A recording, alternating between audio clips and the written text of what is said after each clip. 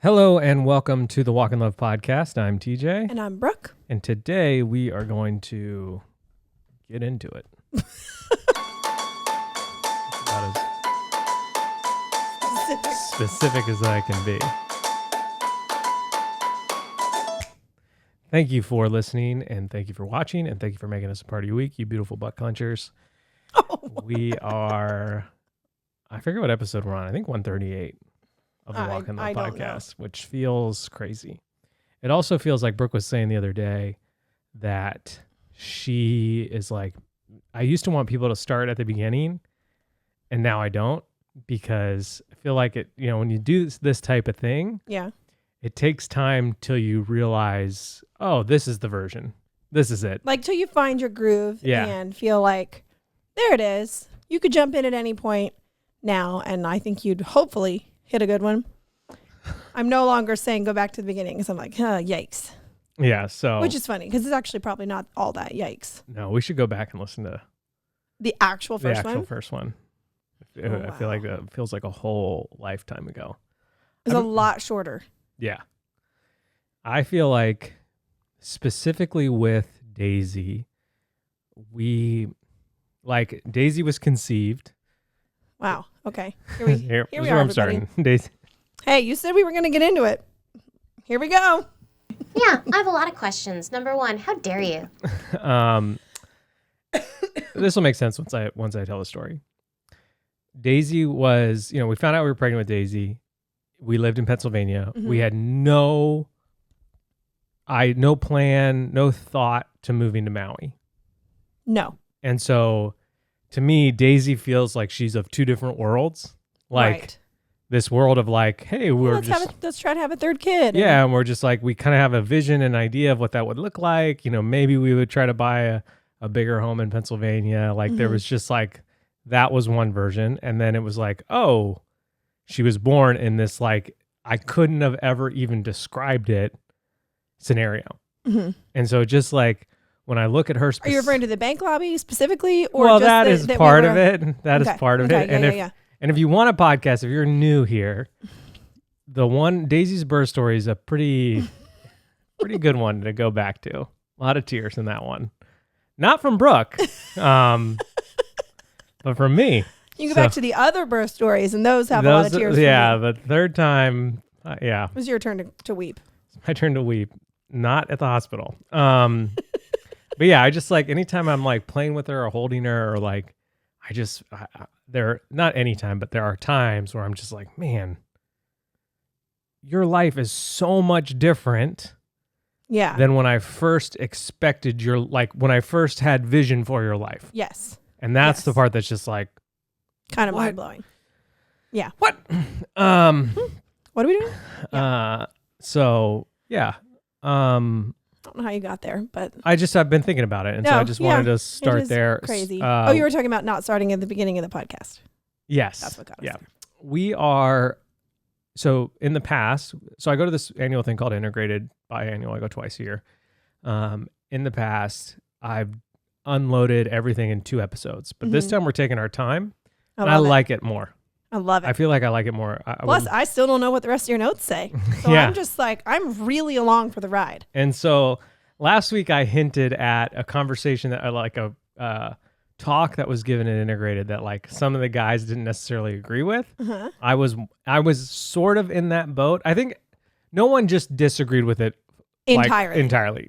There was just an element of it that I think people were just like, yeah. I don't know if that's always true. Yeah. So I'm going to kind of breeze through that one because, I don't know. I just feel like. Well, it gave you and I a decent conversation, but. Yeah, maybe we'll talk about it a little bit longer than I thought. But we had this guest speaker in Integrated. His name is James Lenhoff. He wrote a book, which he gave to us that I have not read, but Ian read it and said it was really good. Okay. Classic Ian. He read on the airplane, overachiever. Oh, okay. But this has nothing to do with the talk. These are just like the first few sentences James said when he was introduced. He came in late that night. This is when you text me, and I was like, "What? Are you even awake for this talk?" He basically said. So this are the 3 things I wrote down. He's a finance person, right? He's a financial planner. That's what he does for a living. Okay. And so, a lot of his information was he's both a financial planner and a life coach. Those are kind of the two ways he would describe himself. A lot of his information was, I have seen men at the end of their life with more money than they know what to do with, regret all their life before. And so he's like, and I kept seeing this pattern over and over again. These like 60, 70, 80-year-olds being like, I wish I would have spent more time with my kids, or I wish I would have done more things with the money that I had when I had, like, I wish I would have had experiences with my family and, all this kind of stuff. And so he's like seeing all this, and then he's an early in his career, I'm kind of paraphrasing, he was like, and then I'm giving these guys who are in their 30s the advice to get them to this place. And I'm just like, the life coach advice of like, don't you want to go from A to B? Yeah. And I'm just like, this doesn't compute. And so he ended up like kind of. Does not compute. What's that from? Nothing. Oh, just your brain. Cool. I just feel like anytime I can say something like a robot, I'm into it. Okay. Wow. I just didn't expect us to get there, but. I like it. Okay. I like it. And so he like kind of reoriented his practice to try to balance that out a little bit of just like, I don't want to lead people to be 80 years old and have enough money to retire or whatever, or like, I guess you don't retire at 80, but whatever. Yeah. And just be like, I wasted my life. Like, and so even just that alone was just this like powerful moment of like, that's right. That's not what I'm working towards. Yeah. And so, it was just like, that was just really powerful. So when he was talking, he was like, he said these three things. Let me see if I have them. I thought I copied and pasted them down because it was like, okay, I did. He said, am I spending money to take a feeling away, or am I taking that emotion to the Lord? Okay. Say it again. Am I spending money to take a feeling away, or am I taking that emotion to the Lord? Am I using money as like a Band-Aid essentially? Right. Yes. So you're just like, oof. Yeah. Yeah. Yeah. I mean, I'm not there all the time, but I have been there. And there's definitely, I think a lot of people have been there. And so and he, in this little intro, he was just like, we just want to talk. We just want to have honest opinions about money and honest talks about money. And I think that is something that a lot of people don't have. Brooke and I grew up in very different environments when it comes to money. And my family was very honest and open and upfront about money. Yeah. Like just from day one, all the time. And so I remember, I'll never forget when Brooke came over and someone was talking about how much money they made in my family. We might have still been dating, maybe. And I could just see it in her eyes. Like, we're all just talking about this? What is happening? Numbers are being thrown around and nobody thinks it's weird or good or bad. It just is.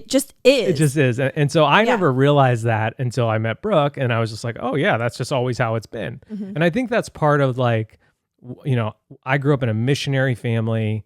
Yes. We raised support. Yes. We knew that we didn't have a lot of money.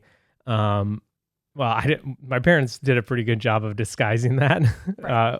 You didn't know you didn't in a lot of ways, money. But like, it was just never like, we don't talk about it. And I personally love that idea. Like, and so I'm just going to go into the money stuff. Yeah. I think that's great. I'm just diving deep into this. Yeah. We can circle back to the thing that some people disagreed with. Yeah.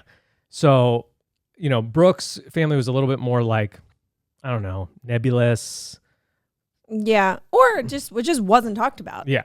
I'm not saying it was 100% avoided. It just wasn't really something that was talked about. And so if you're not talking about money with your kids, someone else is going to feed them information about what money is.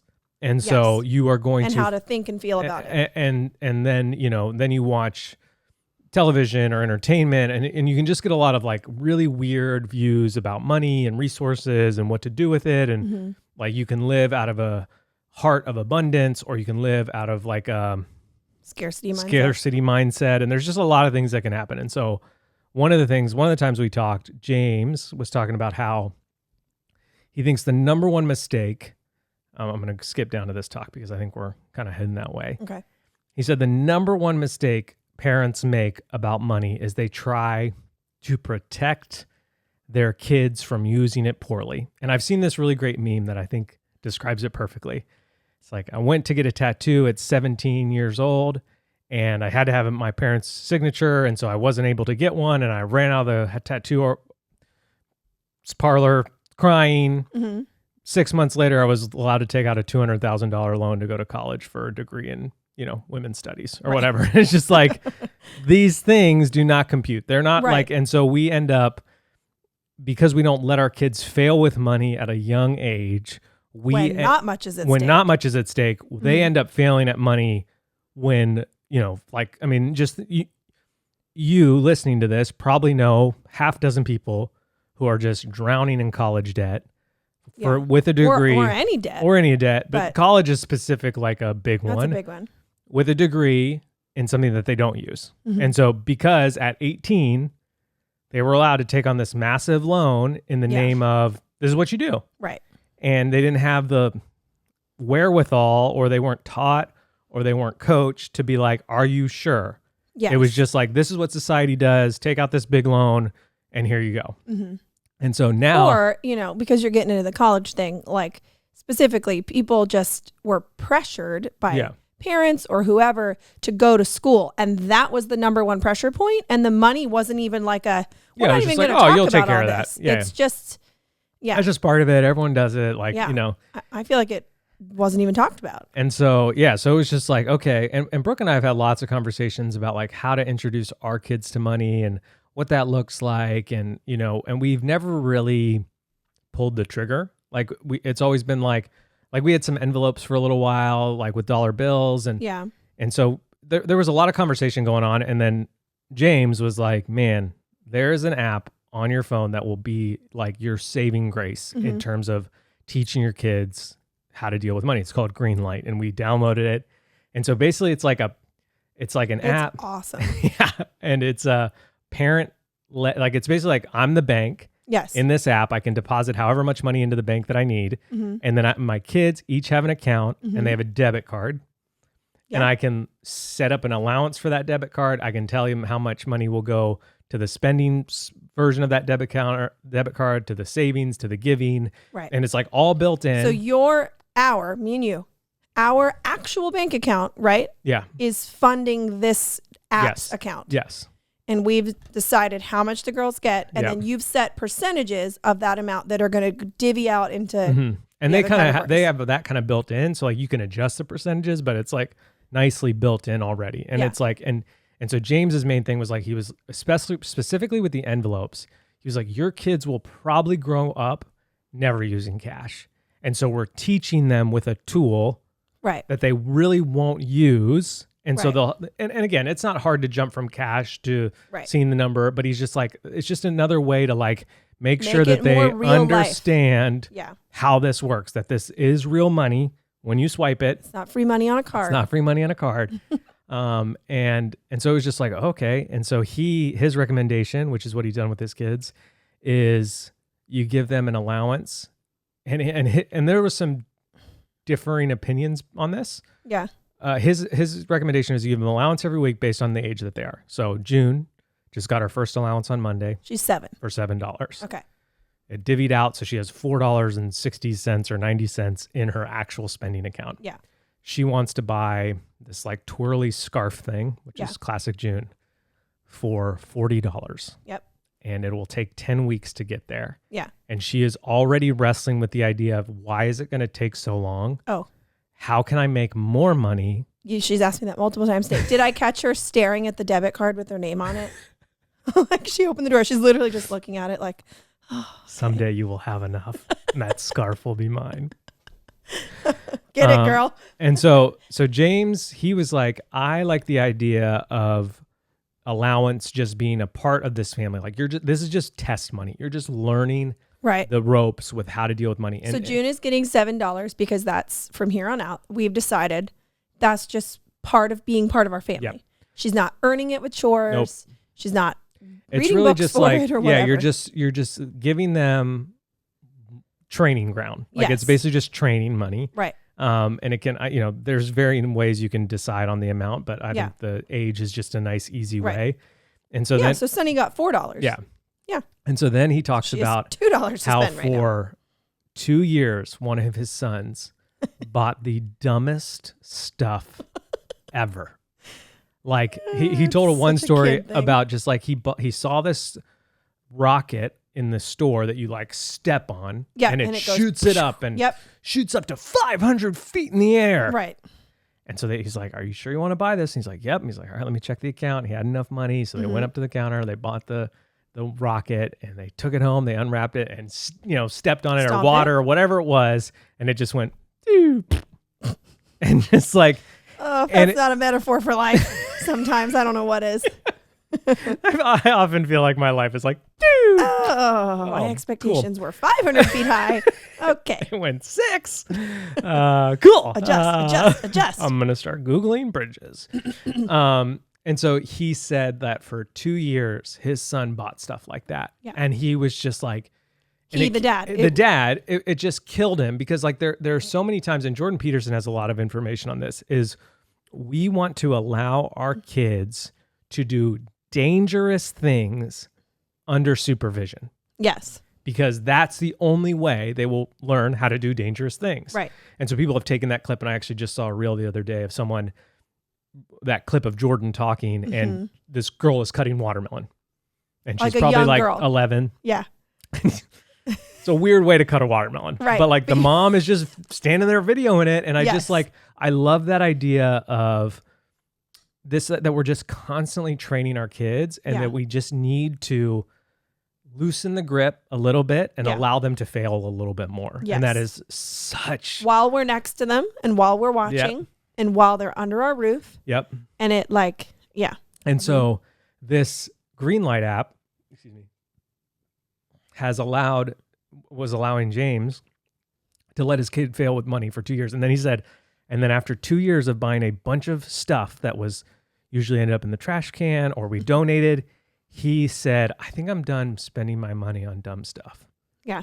And you're just like, God. Right. And like, so he's how old being able to voice that instead of being 29. And so the gift that 54. you get. I mean, really. Like, I mean, we all know people who make foolish financial decisions. Yeah. And we could probably list more adults than we can kids that do that.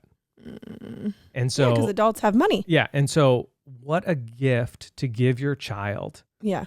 To have a healthy relationship with money and to look back and remember the lion and the bear, but the lion was just a water rocket that shot 6 feet instead of 500, and not a $200,000 college loan or a $30,000 car loan, or and so you just end up training kids to understand money in a way that will just prevent their future self from being sidled with just one bad choice. Not to say that your kids won't make bad choices in the future with money, like we all do, even as adults we do. But man, do we remember those? And I just think like what a strengthening of their financial intelligent muscle. Yeah. If you allow them to do this. And so we'll link the app in the show notes, because I just think like it was so nice for him to just be like, this is the one. Just do it. Just do it. This one. That's so helpful. And I could see everybody on their phone just like, because like June had art class yesterday, and so Sunny and I had an hour to kill, and so we needed to run into Target to get some little notebooks for our nature journals. And we were in there, and she saw this bright pink polka dotted like gift bag. Like, I mean, literally in like the wrapping paper gift bag section. 3 words for you. Treat yourself. Yes. She just had to have it. And I was like, Sunny, I don't have your card on me, which made me then, note to self, have their cards in my wallet, because they're almost always with me if they're shopping. If they're going shopping with you, it's like we know it and I can hand over the cards. Right. But if it's just like random, we're out running errands. They're probably with me. But I know a lot of parents, and like I'm in this boat, and I don't say this with any weirdness, but I'll use Target specifically. You go, and June has said to me, well, I don't understand why you're buying all the things here. Why can't I buy something? Yep. And I'm like, well, you're right. I am buying all the things, but I'm buying things for the whole family. It's like, how do you reason with a 7-year-old or a 4-year-old who wants something? And so we default to like, well, pick something from the dollar section. Yeah. Like I've heard a lot of parents be like, they can grab something from there, maybe not every time, but often. Yep. And I'm like, it's going to eliminate that because for me, I'm just going to be like, okay, well, here's how much you have. If this is what you want, $4.90. I know. Or you can save it all up. And and to me, I just like literally just target trips specifically. I'm just like, I feel like it will eliminate my just like, sure, toss it in, like excess, $2 here, gift bag here, pom-poms here, pipe cleaners there, like that kind of stuff. Because if they really want it, they're going to get it themselves. And it's like a win-win for everybody. Yeah. And I just love the super intentionality of it at such a young age. Because like even some guys asked was like, what age did you start? And he's like, I started when they were 4. Mm-hmm. And it's just like, man, that seems so counterculture and counterintuitive. 100%. But Sunny, get it. She put the bag back. And I said, look, there's like 10 of them here. I don't think they're going to sell out before we get back next. Yeah. Plus they're $1.50. She goes, and if they are, look at all these. Because the plain pink ones were even more well stocked. Yeah. She's like, I could just switch to one of these. And what will end up happening is your kids will end up making poor decisions with their green light card. Mm-hmm. And they will buy something that they take home and that they regret. And you will probably have to comfort them with tears and frustration and sadness. And even like, especially I just picture the moment when Sunny and June buy something at the same time and one of them hits a home run. Yes. And one of them fouls out. Yep. And it's just like, that's going to create a learning experience that in the moment as a parent, you're just not fun. This is not fun. But this is why God has entrusted these kids to me. Yes. It's for moments of these to talk about brokenness and bad decisions and loss and regret and all those things that really matter in adulthood. And, it's just another way to make sure that your kids learn these valuable lessons when they are close to you. You're able to protect them more. You're able to comfort them more. And and the stakes aren't sky high. Yeah. Because I just picture June, especially like in 10 years, at 17, which is emotional to think about. What? Having a decade of experience on making spending choices, especially on a card. Yep. And there's something I remember when I got my first card, and like I was a very cautious kid, and I didn't even have that much money to spend. But I remember being like, oh, I'll stop at Starbucks. I'll do this. I'll do that. I'll add on these extra things because you're paying on a card. And I don't mean like a credit card. It wasn't on a credit card, but even just a debit. When you don't see that cash leaving your hand and you get back less in change, it's really different. And you can tell that this talk was so good because it's like, it was called Integrating Kids with Money.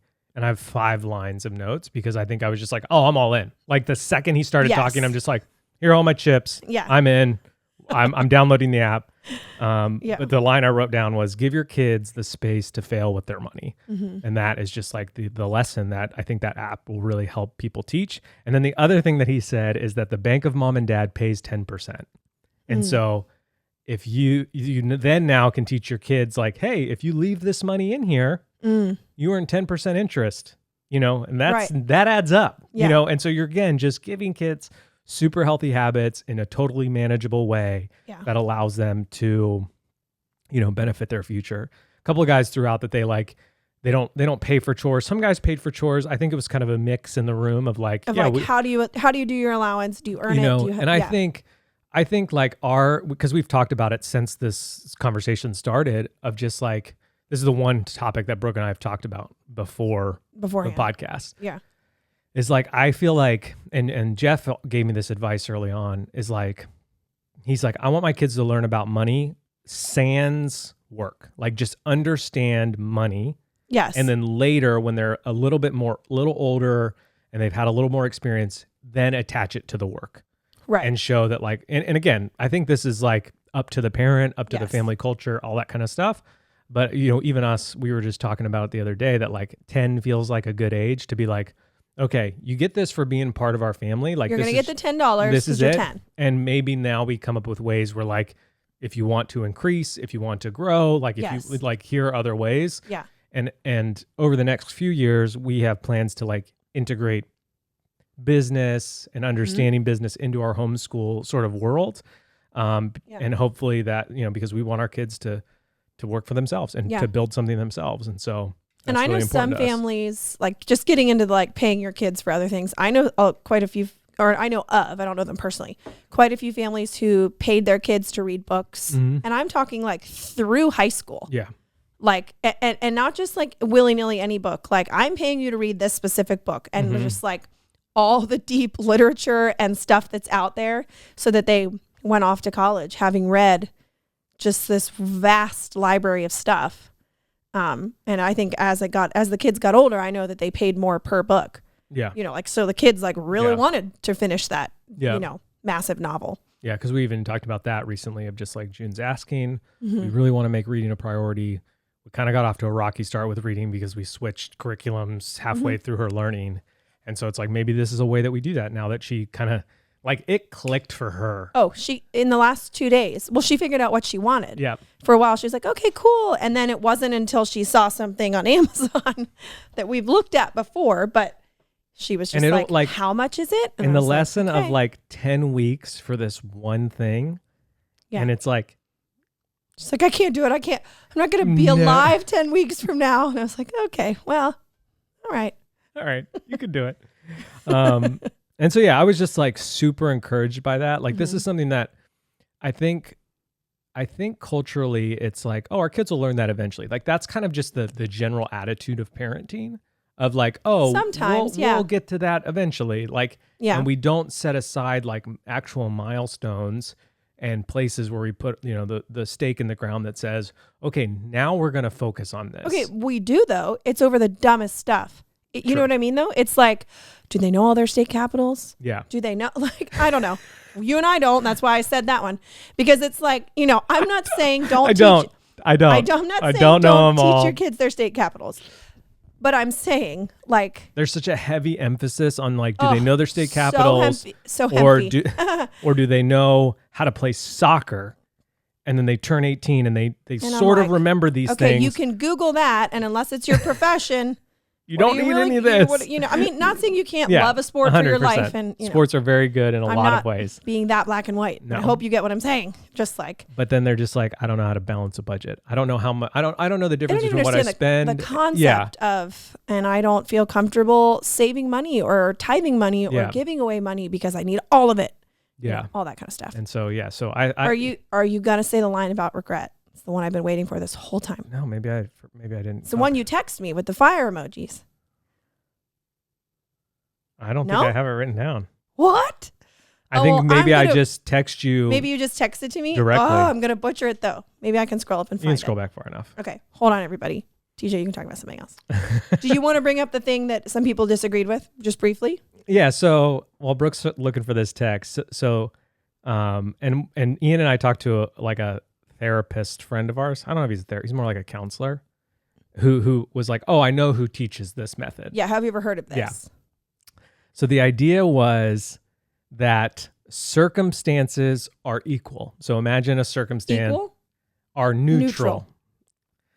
And so I'm going to talk about it first as he laid it out, and then I'm going to go back to sort of where I think. Give our opinion. Yeah, my opinion is. So the top line, you have circumstance. Okay. Your circumstance leads to your thought. Okay. Your thoughts lead to your feelings and emotions, which lead to your actions, which lead to your results. And so he was talking about it from a financial planning standpoint, where it's like the circumstance is what it is. You have $1,000 in the bank and no job. That's the circumstance. Okay.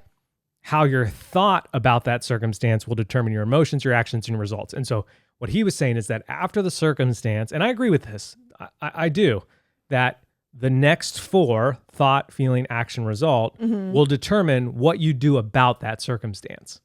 Like, yes. So if do you see these fire emojis on my phone? So if I'm out of a job, that's my circumstance. My thought could be, I'm never going to get a job. Right. Which makes me depressed, does not make me apply for jobs. Makes you Google things. And I don't get a job. Right. My circumstance could be, I'm out of a job. My thought is, I need to get a job. Mm-hmm. My feeling and emotions about that is like, I'm going to spend time and energy and effort. I'm going to be passionate about finding a job. Right. The action is that I get a job. The result is that I have a job. Yeah. So those that circumstance is the same. The next 4 determine the result. And I agree with that. Like that is in that specific scenario, I agree with that. That is very, very true. What everyone had a hard time with was he kept saying all circumstances are neutral. And it's like, and his example was like, if I tell you someone's circumstance in the middle of the room, like we could all agree that that's it. Like, and so I kept just being like, and this is where my brain was. So I'm going to give you my example. I come to integrated with 2 arms. Yeah. After the first night, one of them gets chopped off. Yikes. My circumstance has changed. It is not, yes, if I stood in the room with 2 arms, everyone would say, yes, TJ has 2 arms. That's neutral. If I then stood in the room with 1 arm, everyone would say, yes, TJ has 1 arms. But arm, not arms. Arm. You're down to 1, babe. It's not looking good. No. You only got 1 left. And so to me, it was Kevin, just that's like basically how you live now.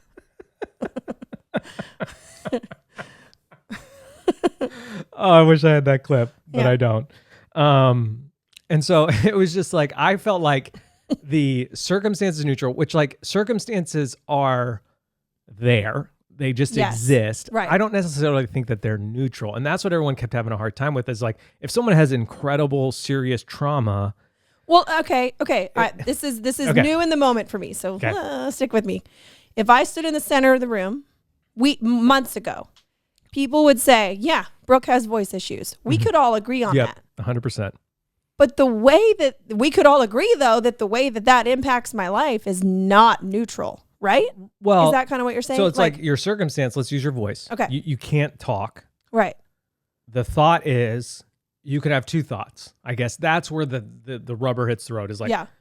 what am I going to think and believe about it? And that would lead to one result. Yes. And then maybe this one would lead to another result. Right.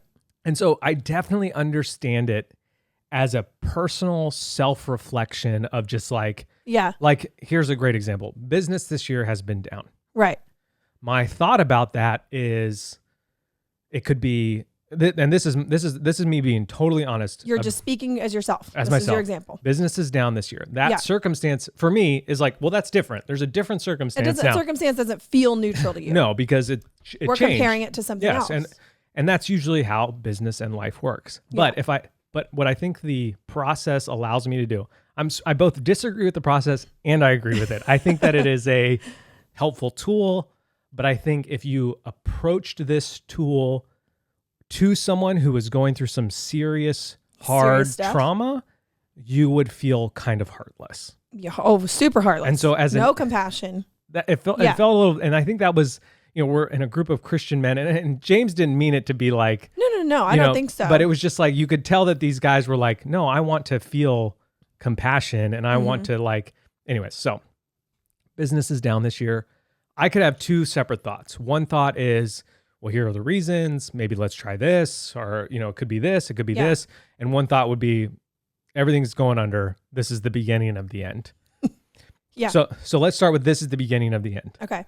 That thought would lead to some pretty hard emotions, some sad feelings, some frustration, some anger, which would probably lead to poor actions. Yes. Of like, well, let's just sell everything, and if it's already ending, let's release a shirt a day, or like, just Panic. just panic mode, which then the results would be like, oh, those weren't good business decisions. You are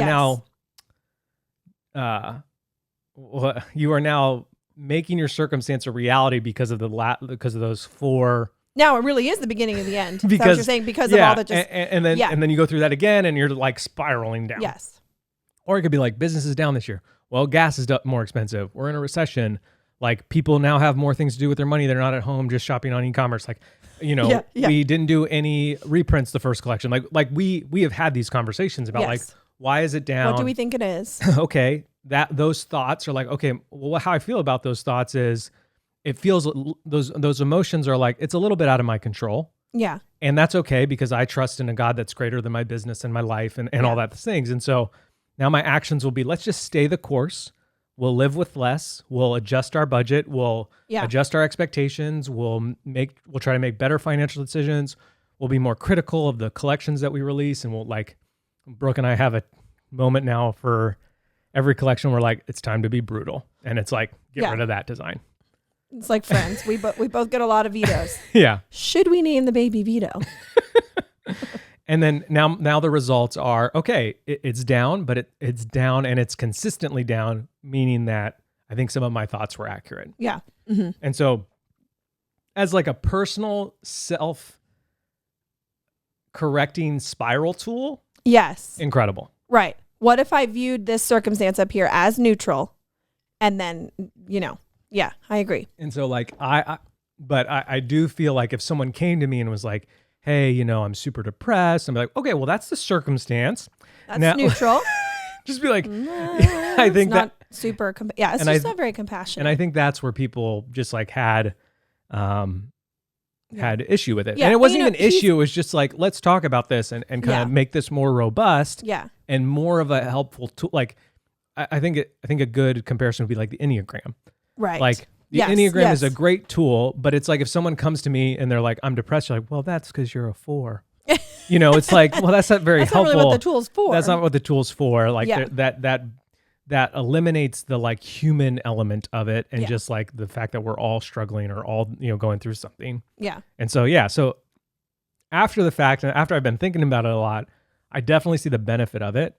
Yeah. And I just think it would help, like, if you find yourself in a frustrating circumstance, to write it down. Business is down. What are my thoughts about that? Like, I feel like it's more of a journaling technique. Almost of like what if I viewed this as neutral, and then you like can see both sides of it.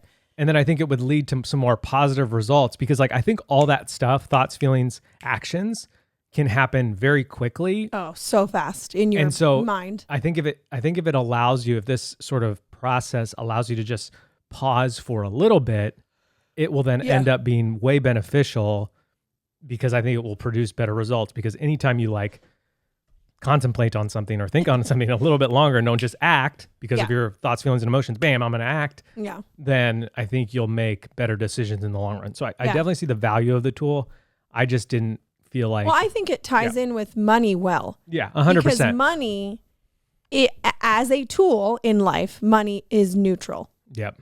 And so, if I have $1,000, okay, well, like that's not good or bad, or it just is. Yeah. And I think sometimes we don't talk about money like that. Okay, so let me go. Okay. Let me do one more thing, and then we'll go back to the money. So here's some of my notes from that section. And this was also like, as I was getting sicker and sicker that day. So I don't know if I blacked out a little bit, but it was like, and so someone was like, okay, someone brought up this example. They're like, okay, the circumstance is I'm overweight. Okay.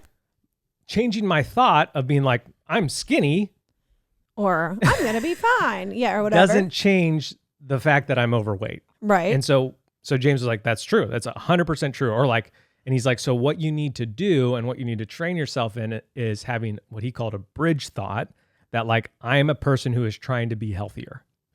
That will change your emotions about your weight, which will then change your actions about your weight, which then will hopefully change your results. So like, there definitely is like, like, because there are things where it's like this, like, no matter, like, if I'm literally have $0 in my bank account, me thinking I'm okay is not going to help me pay my rent or my mortgage or buy food. Yeah. And so I do think it's like, I have $0 in my account. My thought is going to be, I'm going to do everything I can to change that.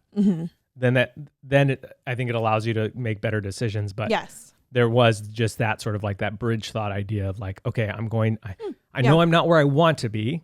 So I'm going to start thinking about getting in that direction. Yeah. And I think that could be good, especially like with finance and fitness. It's like, I think at times you can feel like, man, this is so overwhelming. Like, but how do you eat an elephant? One bite at a time. Well, I just saw this little meme drawing picture and I'm sure it's been around a long time, but it was like, maybe you've seen it. It was like this little cartoon person standing in front of two different ladders. And the one ladder had a rung, like the rungs were so close together and super, super, super close. And then, so it probably had like 100. And then the other ladder had maybe like 10 rungs, like really, really far apart. And the little human drawing couldn't reach the first rung on the one with 10, because it was like, and it was basically that, like, small actions, start small, and you will start climbing your way up this ladder, where if you try to jump too big too soon, you're not going to make it up. So I think if you find yourself in a circumstance that you don't like, this is a really good, helpful tool to maybe start the steps to get out of that circumstance. Yes. To start changing your thought pattern, redeveloping the good, like redeveloping your habits. Well, as a way to like move yourself away from that circumstance into something. Yes. Because when you first said all this to me, I was like, oh, no, no, absolutely not. It's not. And that's how I know. I could see the guys. But here's the thing. And very quickly I came around to say, okay, you're saying circumstances are neutral. Let's say $0 in your bank account. Yeah. Okay. And then what I'm actually fighting on is that the consequences of that are not neutral. Right. And that's where it's like, that's two different things. The consequences of something is very different than just the circumstance as is. Yeah. I think, again, it could be a helpful tool for some of you.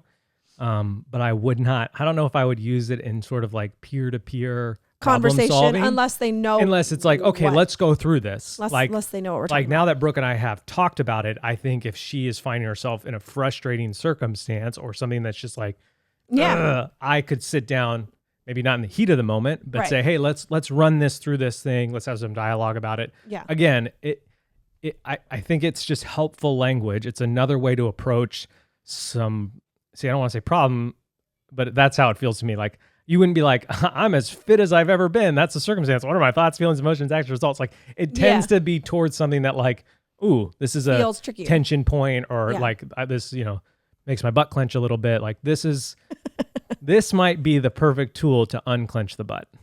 Whoa. Not the perfect tool, but a tool. Yeah. To declench. It's a declenching tactic. It's a declenching experience. Yeah. Yeah, no, I think that's all good. right. So let's go back to. Okay, well, can I say what you had texted me? A couple different things. So you said a faithful steward will always be able to answer the question. Are you going to get to this? No, I don't have. A faithful steward will always be able to answer the question: why am I saving this money and why am I spending this money? And so, I can't say that I often have a ton of inner dialogue about. Again, I'll go to Target, what I'm putting in my cart in terms of that. Why am I spending this or why am I not spending this? I'm not really saving money at Target, but like, it's more just like we need this. Oh, I forgot that. Yeah. Oh, like that's my inner dialogue, but I should probably ask some stronger questions sometimes. Yeah, but why am I spending this money? Because my family needs food. Yes, because we haven't had mouthwash. Sometimes the answer is still yes. That's why I'm putting it in my cart. I forgot it. But this is the one that I sent fire. Money compounds, but regret compounds faster. Oh, yeah. I remember him saying that. And that was when he was talking about like he has these 80-year-olds at the end of their life and they have all the money that they've ever wanted to retire and pass down, but they have way more regret. Yeah. And I don't want that to be me. Yeah. I want to be smart. I want to make smart financial decisions. I want to use my money for the glory of God. I want to use it for our family vision and our purpose. But yeah, that's good. Just the like, I don't know.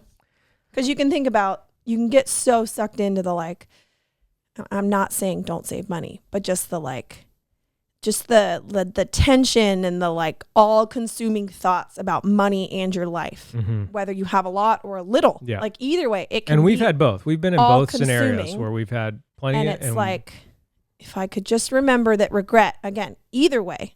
Of like I could regret not giving money away. It's not always regret that I spent it all or something, but just like or regret that I like, and I think maybe what a lot of those guys felt was regret that I spent so much time working to get to this point that someone else raised my kids. Yeah. Society, culture, another and so I feel like you need to have a healthy relationship with money now so that you don't end up 80 years from now or 50 years from now, just having that like mountain of regret. Right. Because I don't know, but I feel like I would imagine there's also a handful of people who are at that same age, 60, 70, 80, who don't have a lot of money and still regret that they spent so much of their time thinking about, worrying about. Right. Yeah. Like I don't know if the regret is only exclusive to the people who have a lot of money. Yeah. You know what I'm saying? Regret compounds fast for everyone, yeah, regardless of your scenario or your financial status or whatever. One thing that I felt like was really, so like he's talking about this and everyone's like basically, okay, then what do we do? What does it look like? Yeah. And so one of his most helpful tools that he was talking about was having what he called a life cap.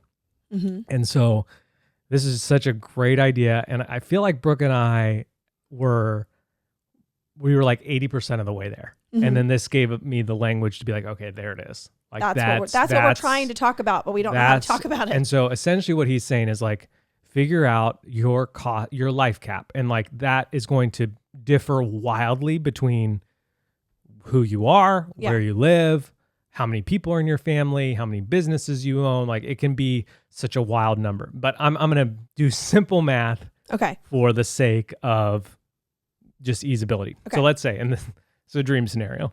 Okay. Say that again. This is a dream scenario. Okay. This is not real life. Okay. Let's say that it costs your like spending and your mortgage and your rent or whatever, like your living expenses, all that stuff. Is $1,000 a month. Wow. It's a dream scenario if you live on the island of Maui. I think it might be a dream scenario everywhere. Almost anywhere. Yeah. If you're including all those things. Yes. And so your like everything, like I'm talking your food, your utilities, literally everything, like coins spent, money spent. Your retirement fund, like I'm just making it $1,000 a month so that we can understand. Our math is easy. Yes. Okay. So all your expenses, your savings, your car insurance, all of it ends up being $1,000 a month. Okay. Let's say you make $20,000 a year. Okay. So there's an $8,000 difference. Right. And so what Michael. No, Oscar. Okay, explain it to me like I'm 5. Next year, I'll be 6. So you make $20,000. You need 12 for the year. So let's say you set your life cap at 13. So I'm going to use every year. And again, he was like, this changes. We have this conversation every year. Yeah. Depending on like the financial scenarios, the amount of kids in our family, like what's going on. So the life cap, like let's say we set the life cap at 13. That means that anything I make over $13,000 goes into what he called an abundance fund. Right. And so what it does and what I love about it is that it takes away the, I think, need to just have more and bigger. More. Like I just need a bigger house and a better place. Yes. I need more cars. I need all this. And it just kind of, again, it's a cap. And so you're like, this is enough. We've pre-decided by being intentional. That this is, like anything God provides above this. And again, he was like, my tithe is included in the life cap. Like, it's not just like life, anything you're currently spending in your life. And he's like, and anything above that goes in the abundance fund. And then the abundance fund becomes like a pot that the family uses missionally. So like, he's like, he told a bunch of stories about, buying someone a car, paying someone's rent, or, like helping with adoption. Like there was just like a lot of stories going around about that kind of stuff. But I just love that idea of like, it's so counterculture because culture just says like, make more, buy more, spend more, do more. And then, and then we end up being financially stressed every step of the way, it's like more money, more problems, know? And so I think this just like flips that on its head and basically says God will provide. Yeah. And anything that he provides extra, it's his, not mine. I'm just going to use it for his glory. And so I just felt like that was such an encouraging and then guys asked like more detailed questions about what it looks like. And he talked about how like, they go through it every year. It's not just like a set it and forget it because things change and, and stuff like that. And it's like, I just love that. So they would sit down and decide early in the year, here is our... I think I would decide in November and December. Like I would come up with it and I think it really depends on your, I think how you dice it up depends on your occupation too, because like we don't get a paycheck every 2 weeks. So like ours might look a little different than someone who maybe does get the just like standard paycheck. And so I think that there's just like a lot of, I don't think there's one specific way of like, this is how you do your life cap other than like, but I'm saying you would pick the big life cap number. That shouldn't change throughout the year. That's how I would you're not do living it. by it. I think you could do it monthly too. Like this is our monthly, our monthly number is $1,500 and we made $1,600 this month. So like, let's put that $100 into this abundance fund. Right. And then that abundance fund. And he told some really great stories about how his kids are older. So I think he had like a 16-year-old and a 14-year-old about how they have come home and said, Dad, so-and-so needs this. Can we take it out of the abundance fund? And just like, what a amazing opportunity. Again, to teach them so young. Yeah. That was getting me emotional when they were talking about this. And then when it's the family's money and because we have this little tenderhearted June who I just picture at 10 being like, hey, so-and-so I met, like they need this. And just like, man, what a powerful lesson to teach my kids. And so overall. And to already have the money set aside. Yeah. So that we can talk about it as a family and hopefully say yes to it. And But yeah, overall, like I would recommend his book. I'll link his book. I haven't read it yet, but just based on his teaching and the way he talked, like I just was like, man, this is such powerful. And his book is small. He was like, I made it short so that people would just read it and like didn't add a lot of fluff.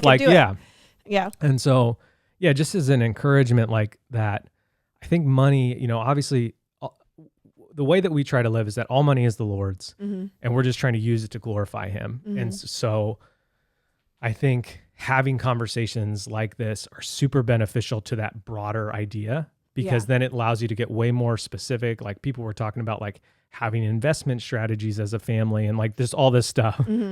Some of it went way over my head. Like a couple of times I text Brad. Who's in the room with you? Yeah, from Ellis Custom Creations. And I was just like, I think I'm too dumb to be here. And he would just reply, me too. And that's okay. Like, and some of you might be listening to this and feel like, man, I'm inadequate or I'm not good enough to have these conversations.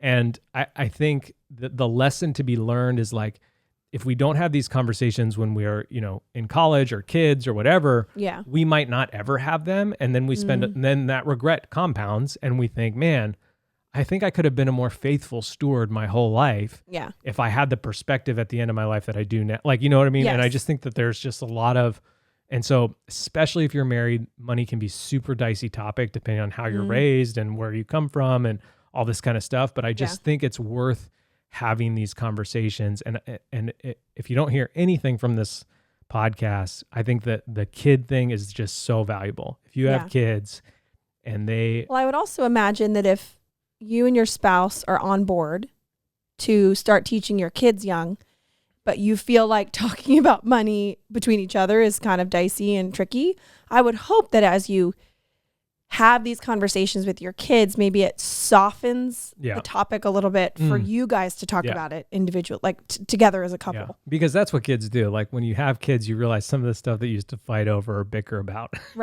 doesn't matter at all. Right. Because there's something so much more valuable in your presence. Yeah. And so, it's good. It's good. It's good. The next talk I blacked out for because I'm reading my notes. Because you were sick. I think I'll skip to the last talk. Yeah. So I got sick.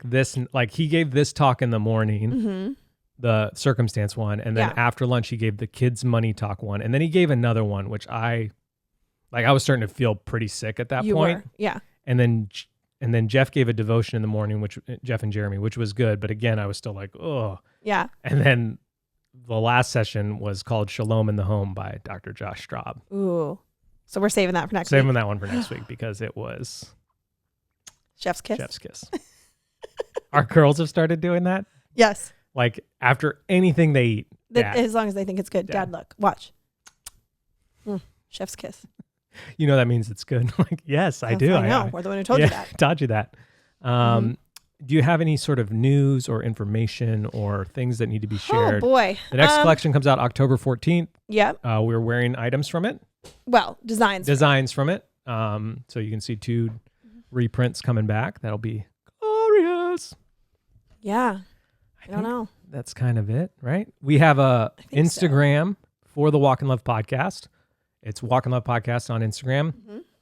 And we give away a free t-shirt every week. We kind of forget to talk about it, but we're just making it a new default way to enter is you have to share a reel from the Walk in Love podcast Instagram. Share one of our pieces of content. Yep. From the podcast. Specific to that week or from any time? I think from any time. Okay. I think as we add more and more content, you'll probably catch up if you want to enter every week. But we love doing this, and from what we hear from you guys, you love that we do it. And so we want it to grow. So it's just one person messaging us a lot. Just from a bunch of different accounts. Oh, God. It's just a circumstance. It's neutral. It's neutral. Is it though? Is it?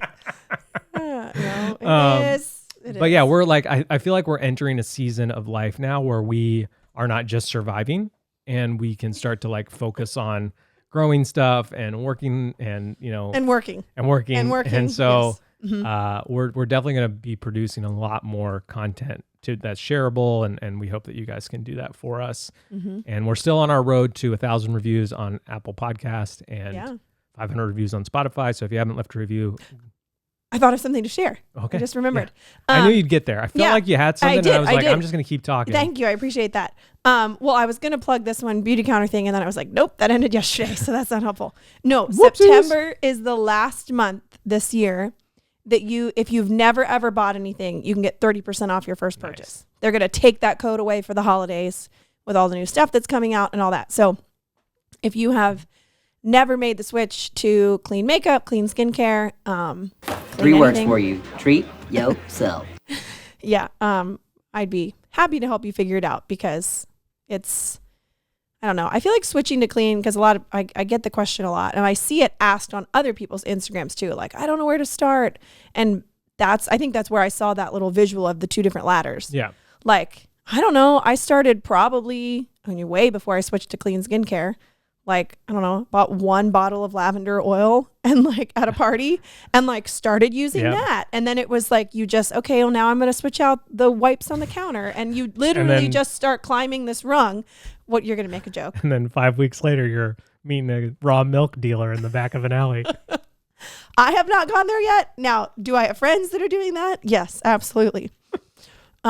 Will I Venmo them to pick it up for me? Probably. Raw milk was actually brought up at Integrated, an unusual amount because so many of the wives are all in. And then Ian mentioned how much he pays for it on Maui, which I forget. And all the guys were like, what? I know. It's an insane number here. It's an insane number. But anyway, yeah. That'll be included in the life cap. Right. Yes. So, raw milk line in the budget.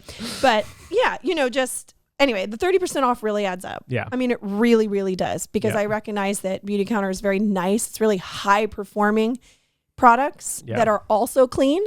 There's a lot of just clean and in the natural realm of products out there that are great, but they don't always do a lot. You're kind of just like, oh, that was kind of a nice lotion. It smelled like lavender. It's gone. It didn't really do anything. Yeah. And that's what I love and why I'm still using Beauty Counter all these years later. So anyway. And that's another way to support the podcast. Yeah, by shopping absolutely. Beauty By Counter. shopping. So I think on Easy Pretty Clean on Instagram, you have a link to get free samples. Yes. So you can still try stuff. Absolutely. You can try stuff. You send out small, try before you buy.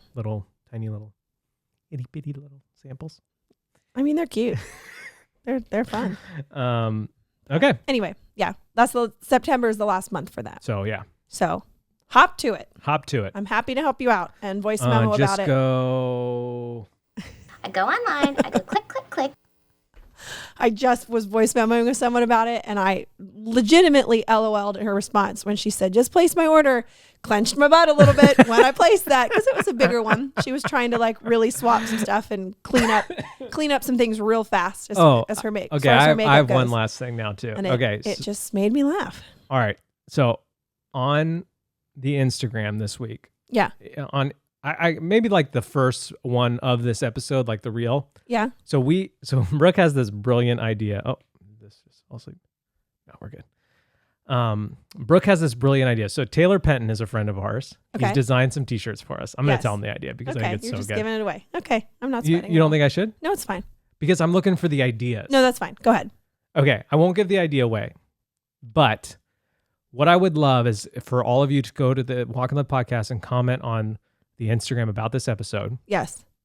With your favorite, not like 6 of them, but like your favorite inside podcast joke. Yes. So like whether it's Carpet 4 or Blades Girl or Brooke being a hella Christian or we're like, what shows up in your life Mount when Rushmore, you're talking about it? Strong feelings, game changers, like whatever your favorite sort of inside joke is, go to our Instagram and let us know because we're working on something. We need to know. I think we have a good list. Yeah. But I don't know. Sometimes I forget. I totally forget episodes. Yeah. You forget? Yeah. I black out from time to time. 100%. I feel great. I ran 5K this morning. Really? No, I threw up in the shower. All right. Well, thank you guys so much for listening. Thank you for making us a part of your week. We so appreciate it. Okay, I love you. Bye.